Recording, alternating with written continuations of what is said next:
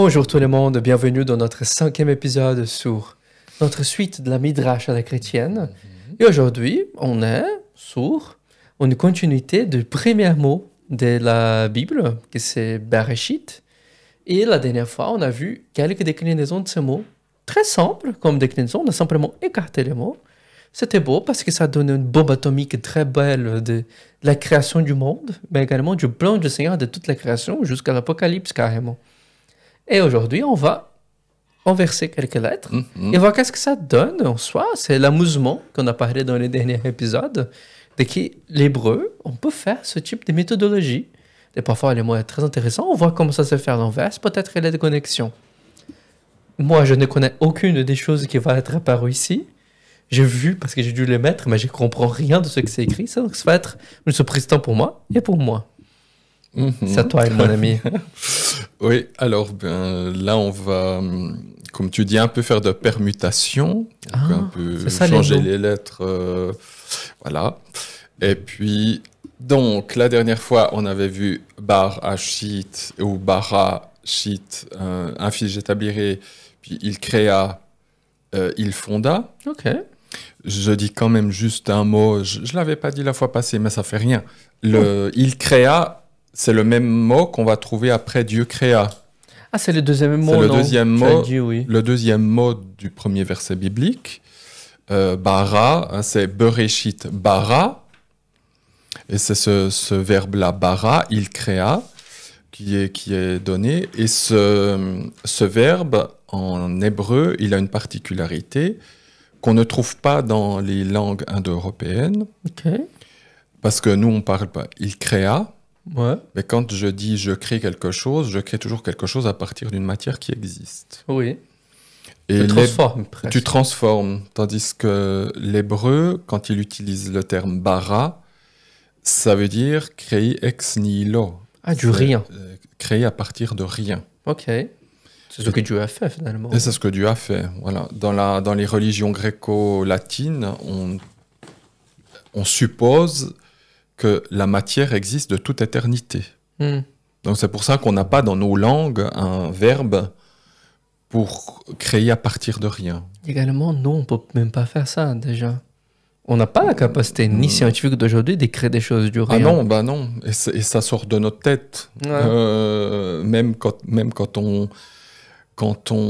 les scientifiques parlent de la création du monde, ils disent il y avait un petit truc au début. Ouais, et de la base, il y a toujours de la matière qui existe. Il n'y a pas de rien. Bon, si Dieu a tout créé déjà tout au début au commencement, est-ce que ce verbe est encore utilisé dans le reste de la Bible? Ça existe. Ah. Ouais. Il y a des, par exemple, quand, alors je laisse ça au mystère de Dieu, mais quand il dit je vais renouveler la terre dans le millénium, il utilise aussi le verbe bara. Ce qui sous-entend, ça c'est moi qui le dis, hein, ok. Ce qui sous-entend que peut-être il va recréer des espèces qui ont disparu. Et il y a des animaux qui ont disparu. Il y a des arbres qui ont disparu. Des arbres qui ont disparu. Tu veux pas des dinosaures, hein? Alors, je ne sais pas s'il va recréer des dinosaures. Hein. Pour la joie de quelques-uns, oui. Peut-être, de toute façon, ils seront sympathiques. Hein, de Merci toute façon. Seigneur, ouais. Peut-être qu'ils auront même des plumes. Ouais, bon. Voilà. L'Archéoptérix, peut-être, renaîtra de ses cendres. Et donc, je suppose que ce terme, je crois que c'est dans Ésaïe ou Jérémie, je suppose qu'il y a des races ou d'animaux que peut-être que Dieu devra recréer pour l'époque du millénium. Mais il utilise le verbe bara. Ou même la propre terre, comme son nouvelle terre. Alors, il y a aussi renouveler. Mais qui n'est pas avec le terme bara. Ça veut dire on renouvelle, mais à partir de quelque chose qui existe. Pour renouveler, il faut prendre quelque chose d'ancien. Ouais. Et puis, il y a aussi le verbe bara, il est utilisé dans Nombre 16, lorsque Dieu punit les fils de Corée qui tiennent tête à Moïse en disant... alors, je vous invite à lire ce passage de Nombre 16, qui est un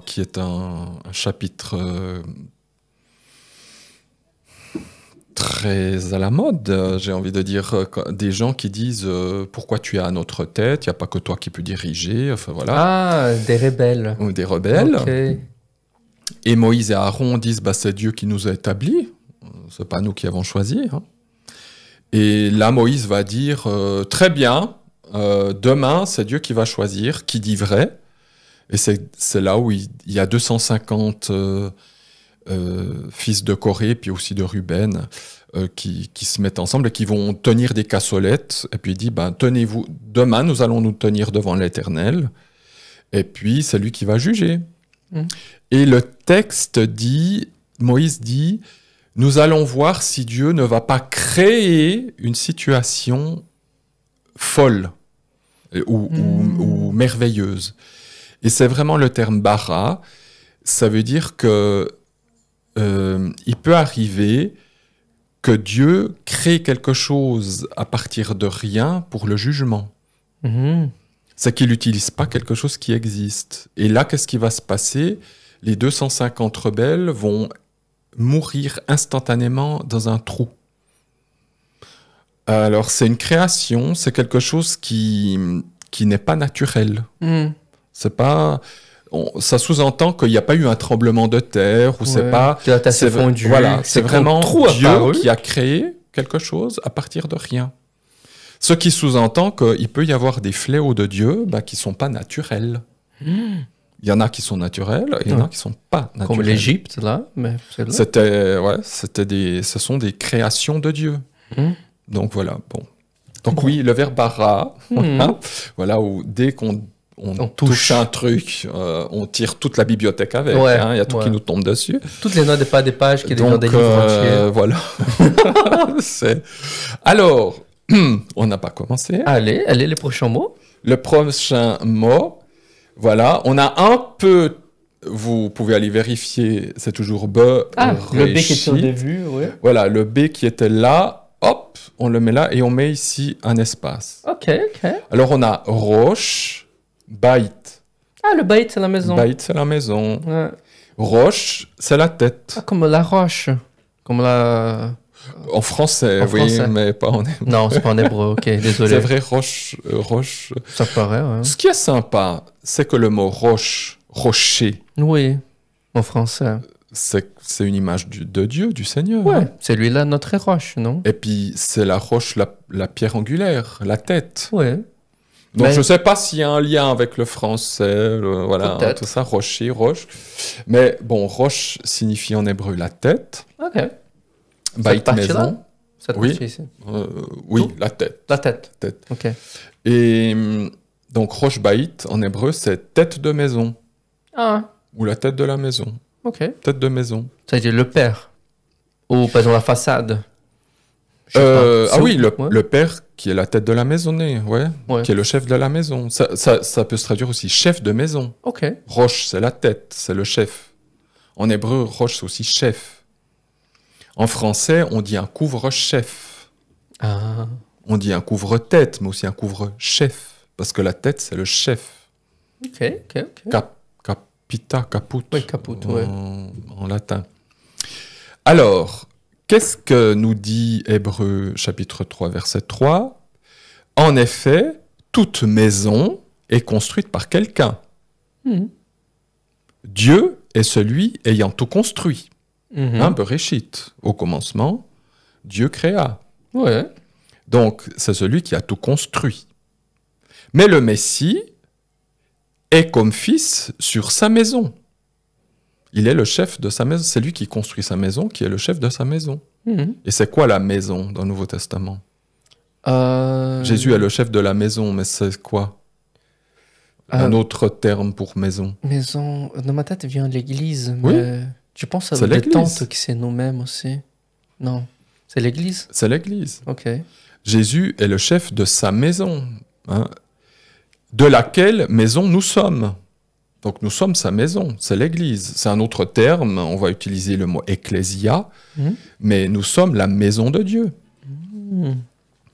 Donc Jésus est bien la tête de la maison. Ok. Il est le chef de l'église. Ailleurs, on dira chef de l'église, comme on a dans 1 Corinthiens 7, je crois. Enfin, voilà, dans l'épître puis Éphésiens, pardon, aussi Éphésiens, que Jésus est le chef de l'Église. Il est la tête de la maison. C'est d'autres mots, mais ça veut dire la même chose. Dans Colossiens 1,18, et lui, c'est-à-dire le Christ, le Messie, il est la tête du corps de l'Église. Lui qui est commencement, Réchit. Donc on a de nouveau le terme Réchit, il est le commencement, il est le Réchit de tout. Il est la tête de la maison, il est la tête du corps de l'Église, premier-né d'entre les morts, afin qu'il tienne en tout, lui, le premier rang. Il doit être partout le premier. Il doit être partout Réchit. Jésus, il doit être partout le premier, le commencement de tout. Donc, voilà, la dernière fois, on a vu un fils, j'établirai. Ouais. Ce fils que Dieu établit, c'est aussi la tête de la maison. Vous voyez, c'est cohérent. Ouais. Dans l'hébreu, dans la Bible, tout est cohérent. Il n'y a pas un machin qui va d'un coup dans un endroit, puis on ne sait pas trop où ça va. Hein. Donc, tout est lié. On parle toujours de la même personne. Oui. Et le Nouveau Testament nous le confirme. Je pense que, à moins que tu aies une question. Non. Moi, je me demandais s'il y avait dans l'Ancien Testament des roches baïtes dans d'autres versets. Ben, je pense peut-être que c'était la tête de la maison d'une tribu. Oui, ou du roi. C'était du roi, oui, quelque chose. Tout à fait, oui. Pour savoir si le thème a été présent dans l'Ancien Testament. J'avoue que je n'ai pas creusé. Bon, c'est pas grave. Voilà, mais... pour montrer que le gâteau, il est encore large. Il y a beaucoup de choses à manger. Oui, il y a encore des choses à aller creuser. Alors... c'est son nouveau, là. Voilà, c'est toujours fait avec les mêmes lettres. Ouais. Le bête est là. Hein. Là, il est nouveau au début. Ouais, celle-là était le deuxième. La deuxième est toujours là. Ouais. Et puis, on a mis la troisième ici, et puis l'avant-dernière ici, et puis la dernière ici. Voilà. On a pas mal mixé. C'est un peu... On a pris le mixeur, et voilà ce qui est sorti ici.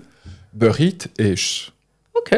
Ouais, ça fait pas très loin des Bereshit. Berit Esh. Berit Esh, Bereshit. On sent que ça... On sent que ce sont des cousins. Roshbait, Berit Esh, Bereshit. Ça sonne familier. Ouais. C'est toujours les mêmes lettres. Ben là, c'est alliance de feu. Berit, alliance de feu. Alors, alliance. Quand Dieu crée les choses, il crée aussi tout de suite une alliance. Il y a déjà dans le but de Dieu, il y a déjà de faire une alliance. Une alliance pour toi, c'est quoi, Yann? C'est se marier avec quelqu'un? C'est faire une amitié avec quelqu'un? Alliance, c'est tout ce que tu dis, mais alliance... Parce que l'alliance du Seigneur avec la Bible, avec son peuple, ça, ce sont des promesses. Ah, mais chaque fois, une alliance, ça établit un rapport étroit entre deux ou plusieurs individus. Ok. Quand tu fais une alliance, c'est que tu... Alors, dans une alliance, il y a toujours soumis. C'est jamais, en général, humainement, oui, les deux personnes peuvent être égales. Oui, c'est son alliance entre nations. Mais il y a aussi alliance, quelqu'un qui soumet quelqu'un d'autre. Oui, c'est mon esclave. On a une alliance entre nous. Et là, c'est ce qui se passe. Dieu il est supérieur à nous. Oui, et il veut faire une alliance avec nous. Ouais. Donc, nous devons une soumission avec qui nous faisons une alliance. Okay. Mais quand il y a une alliance, surtout lorsqu'il y a celui qui est dominant, c'est notre protecteur. Oui. Il nous garantit une absolue protection. Dans l'époque romaine, le maître de la maison devait protéger son esclave. Voilà. Donc, l'esclave doit être protégé par son maître, à la condition que le maître obéisse. Ouais, obéisse. C'est sûr que si l'esclave fait ce qu'il veut, il peut être dégagé de l'alliance. Hein. Le patron peut être dégagé de l'alliance. Et c'est... il y a des promesses, des attentes des deux côtés. Il suffit de lire la Bible pour voir que Dieu a dit, si tu ne respectes pas mon alliance... Tu ferais telle ou telle chose. Voilà. Il y a des conséquences. Mais Dieu n'a jamais disrespecté son alliance. Non. Et il y a aussi quelque chose, c'est que l'alliance avec lui, c'est une alliance de feu. Ok. Le feu, est quelque chose de purifiant. Hein. C'est pas juste une alliance avec lui. C'est pas une chose terrifiante aussi, non? Oui, parce que dans Hébreux 12, il est écrit que notre Seigneur est un feu dévorant. Oui. Dieu est un feu dévorant. Donc, quand on fait alliance avec Dieu, on fait une alliance avec un feu. Le feu, là, alliance de feu, c'est aussi sous-entendu Dieu. Hein. Okay. Alors là, je ne vais pas rentrer trop dans les détails, mais dans Esh, on a la lettre Aleph qui est Dieu. Ouais, c'est la première lettre de l'alphabet. C'est la première lettre de l'alphabet. Qui est imprononçable en plus. Il n'y a pas de son en soi. Et puis Shin, ça représente, c'est la Trinité. Il y a les 3 traits qui sont là. Alors, je ne peux pas aller loin plus que ça. Je peux que dire, voilà, ça c'est un jour, nous allons le faire, qui est la représentation de la Trinité. Donc, c'est le Dieu Trine, Dieu trinitaire dans Esh.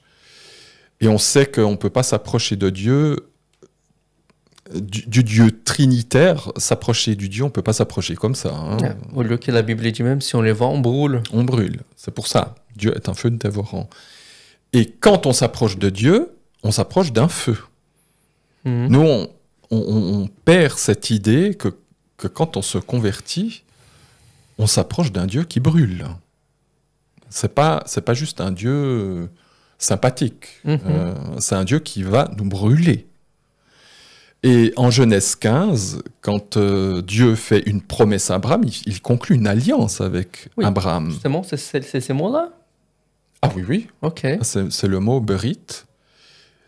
Berit en hébreu, le verbe bara, c'est aussi bara, mais avec un H à la fin, pas comme bara créé. Ah, ok. Avec un H, mais ça se prononce la même chose. Ça veut dire couper. On coupe une alliance en hébreu. Ah, tu as cliqué ça une fois, parce qu'on coupait des animaux et on marchait au milieu. Parce qu'en Genèse 15, justement, Dieu va couper des animaux et le feu va passer entre deux, etc. Parce que dans l'Antiquité, quand on faisait une alliance avec quelqu'un, on faisait un bon gueuleton, on mangeait bien. C'est pas mal ça déjà. Mais avant de manger la viande, on prenait l'animal et on pratiquait l'alliance sur l'animal. C'est-à-dire qu'on coupait l'animal en deux. Ok. Et on disait, voilà ce qui va t'arriver si tu ne respectes pas l'alliance. Donc, à cette époque-là, ne pas respecter une alliance, c'était une histoire de vie ou de mort. Aujourd'hui, c'est une affaire de petit caractère au fond des contrats. Et puis, et on a fait les justices après. Tu peux toujours essayer de tourner l'alliance et le contrat. À cette époque, on rigolait pas. Quand on faisait alliance avec quelqu'un, c'était vie ou mort. Donc, si tu contrecarrais l'alliance, voilà ce qui t'arrivait. Donc, on voit que dans ce chapitre de Genèse 15, Dieu va utiliser l'alliance qu'on faisait à l'époque. Il va utiliser les traditions humaines, mais elles sont bien aussi, ces traditions humaines, où il va prendre des animaux, il va passer au milieu des animaux. C'est Dieu qui va passer au travers des animaux, c'est pas Abraham. Ah, tu avais dit qu'il était en train de dormir, non? Et puis en plus, il dort. C'est pour bien montrer que Dieu va prendre tout sur lui. Parce qu'Abraham ne peut pas être au même niveau que Dieu dans l'alliance. Oui. Déjà, c'est impossible. Donc, Dieu va dire, c'est moi qui conclue l'alliance et c'est moi qui vais prendre toutes les responsabilités de l'alliance. À la fin, Jésus-Christ a pris toutes les responsabilités. Voilà, c'est pour ça que son fils va prendre sur lui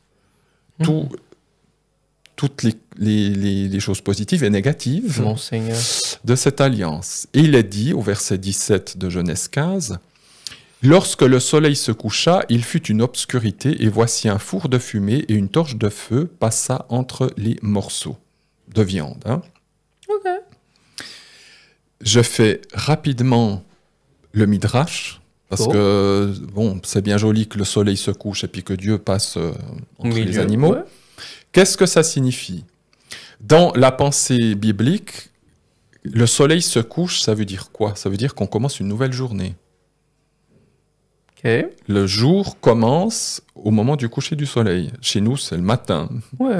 Donc le soleil s'élève quand on commence la journée normalement. Pour un juif, à 6 heures le soir en Israël, finit l'ancienne journée et commence la nouvelle. Ah, c'est pour ça que le Shabbat commence à 6 heures du soir du vendredi. Le Shabbat commence le vendredi soir. Et pas à 6 heures du matin. Non. On est à un nouveau jour. Donc le nouveau jour commence par la nuit. La nuit, oui. Okay. Tout un symbole. Tout un symbole. Le nouveau jour commence par la nuit. C'est vraiment tout un symbole. Alors, ça veut dire que quand Dieu maintenant conclut avec Abraham cette alliance, c'est qu'il y a un nouveau jour qui commence. Ça va être le jour de la Torah. Parce que Dieu fait alliance avec un homme. C'est la première fois. Bon, il y a eu Noé, mais c'est la première fois que Dieu maintenant fait une alliance avec un être humain qui va être la descendance de Dieu. Avec des promesses. Avec des promesses. Donc c'est ça le nouveau jour. C'est qu'un nouveau jour est né. Et pour ceux qui ont suivi l'histoire du Noun la dernière fois, là il y a aussi dans ce chapitre, la fin du chapitre 14, il y a aussi un Noun inversé. Pardon, c'est au chapitre 11, mais peu importe. Parce que le chapitre 12 parle avec Abraham et aussi l'alliance d'Abraham. C'est la fin du Tohu Bohu, c'est la fin de l'époque sans Torah. Avec Abraham commence le nouveau jour, c'est-à-dire le jour de la Torah. Oui, au point que les Juifs divisent leur temps en ères. L'ère avant la Torah, l'ère avec la Torah. Jusqu'à Abraham, il y a 2000 ans sans Torah. À partir d'Abraham jusqu'à Jésus, il y a 2000 ans avec Torah. De Jésus jusqu'à aujourd'hui, il y a 2000 ans d'attente messianique. Pour les Juifs, c'est jusqu'au 70 quand les temples étaient brûlés. Voilà, de 70 jusqu'à aujourd'hui. Ouais. Ça fait 2000 ans. Et après, il y a 1000 ans de paix. Pour faire les 7 jours. Pour faire les 7 jours de la semaine. Nous arrivons à la fin des 6000. Ok. Donc, Jésus revient bientôt. Revenons au texte. Le soleil se couche, ça veut dire que c'est un nouveau jour. Ça sera le jour de la Torah, la nouvelle époque où la Torah se révèle. Mais c'est au moment où le soleil se couche. Ça veut dire que quand Dieu crée ce nouveau jour, c'est d'abord dans l'obscurité. Parce que d'abord, il doit y avoir le mal qui règne. Oh, damn. Ça, c'est... Voilà. Oh, damn. Voilà. Et lui, en plus, c'était feu, donc il faisait de la lumière au milieu de tout ça. Alors ça, c'est encore autre chose. C'est un beau symbole pour dire que même dans l'obscurité, c'est Dieu qui éclaire. Ouais. Mais quand Dieu fait alliance avec nous, c'est un nouveau jour. Mais attention, c'est pas encore le jour de la délivrance. Il doit d'abord y avoir la nuit. La nuit doit finir, oui. La nuit doit finir. Et nous sommes encore dans la période de la nuit. Le nouveau jour, le jour viendra quand Jésus revient. Oui, le Nouveau Testament dit justement que les choses tout n'est pas encore accompli. Tu as dit ça à la dernière épisode. La mort tue encore. Tout n'est pas fini. Tout. Et donc donc le nouveau jour commence avec l'obscurité. D'ailleurs, il va dire un petit peu plus loin. Vous serez 400 ans en Égypte. Oui. C'est de l'obscurité. Donc voilà, ne croyez pas que on commence avec le bien. On commence d'abord avec la souffrance. Damn. Bien. Donc il y a le soleil se couche, c'est un nouveau jour, mais il fut obscurité. Donc c'est un nouveau jour dans l'obscurité parce qu'on doit apprendre à souffrir. J'espère que vous ne serez pas choqués. Mais on doit d'abord vivre l'obscurité avant de vivre dans la lumière. Jésus-Christ a dû souffrir. Voilà. Il fait l'exemple parfait. Et voici un four de fumée. Alors, le four de fumée dans Lévitique, Malachite et Malachie, c'est le four du jugement qui nous mène à la perfection. Okay. Donc, ça veut dire que Dieu va nous faire passer dans un four. Ah, dans un four. Pas dans un jour, dans un four. Un four, oui, un four. C'est pour ça que Dieu est un feu dévorant. Parce qu'un four, ça marche avec du feu. Même les fours électriques. Hein, comme le four de Daniel, là, qu'ils ont passé le 4 ensemble. C'est pas le même four, mais c'est des fours où on cuit le pain. Et puis le pain, pour qu'il soit cuit, il doit passer par un four. Donc nous devons passer par un four aussi. Et après, le pain, il est bon à manger. Et puis après, il est mangeable. Ouais. Et la torche, une torche de feu passe entre les morceaux. La torche de feu, c'est le Saint-Esprit. Ah. Pourquoi ? Parce que dans le Nouveau Testament, l'expression identique torche de feu, elle se trouve en Apocalypse 4, verset 5. C'est les 7 lampes qui sont les 7 esprits et qui est Jésus. Jésus a les 7 yeux et qui a aussi les 7 lampes qui sont les 7 esprits. Et donc, la torche de feu qui passe entre les morceaux, c'est l'image du Saint-Esprit. Donc, ça veut dire que dans cette alliance, c'est une alliance qui est faite avec l'Esprit Saint, le Dieu de l'Esprit Saint. On comprend mieux Luc 3,16. lui vous baptisera dans l'Esprit Saint et de feu. Quand on est baptisé d'eau, en même temps, on est baptisé du Saint-Esprit. Ouais. Et dans certains milieux évangéliques, être baptisé du Saint-Esprit, c'est juste Alléluia, Alléluia, gloire, gloire, gloire. Oui, c'est une partie. Mais quand on est baptisé du Saint-Esprit, c'est être baptisé de feu de Dieu. Et être baptisé du feu de Dieu, ça ne veut pas dire que je casse tout. Ça veut dire que je suis purifié. Le feu de Dieu vient me brûler, me purifier. Je passe dans le four de Dieu. Et ça, c'est l'œuvre du Saint-Esprit. Donc, Dieu maintenant vient faire une alliance de feu. Donc, quand je fais une alliance de feu avec le Seigneur, c'est une alliance où Dieu est mon protecteur, c'est lui qui me prend, c'est lui qui m'adopte, etc. Mais de l'autre côté, son Esprit Saint vient maintenant brûler tout ce qui ne lui plaît pas. C'est pas juste une alliance comme ça, c'est une alliance de feu. Alors, je finis avec Acte 2, 3, où il est dit que le jour de la Pentecôte, il y a des langues comme de feu qui sont tombées sur les apôtres. Oui, je l'ai justement demandé. Ben, ces langues de feu, c'est des langues qui viennent, c'est les langues de l'Esprit Saint qui viennent maintenant à l'intérieur de chaque croyant, parce que jusqu'à présent, l'Esprit ne pouvait pas entrer comme ça dans les hommes. Et puis cet Esprit va maintenant nous purifier de notre vieil homme. Wow. Donc voilà, Dieu fait avec nous une alliance de feu. Et tout ça expliqué dès dans l'ancienne alliance faite avec Abraham. Et tout ça montré par les lettres de la première mot de la Bible. Oui, le premier mot de la Bible qui nous... Qui présentait déjà que c'était un fils qu'il allait établir. Comment il va établir? Qui sera la tête de la maison. Et pourquoi il va établir? Il fait avec nous, ce fils va faire avec nous une alliance de feu. Et on voit déjà l'Esprit Saint agir. C'est ça que moi je trouve génial, c'est que ces petits mots comme torche de feu, etc., ben, dans le Nouveau Testament, on voit que c'est l'Esprit Saint. C'est pas que symbolique, c'est très concret aussi. C'est très concret. Merci beaucoup, mon ami. On a vu le troisième exemple jusqu'à présent. Oui. Il y en a encore 3. Donc, hâte de vous voir dans les prochains épisodes pour voir les autres qui vont essayer de présenter. Merci pour tout le monde qui nous a suivi jusqu'à présent. N'hésitez pas à vous abonner, mettre le like, commenter qu'est-ce que vous avez en pensé de tout ce midrash qui vient de nous montrer là maintenant.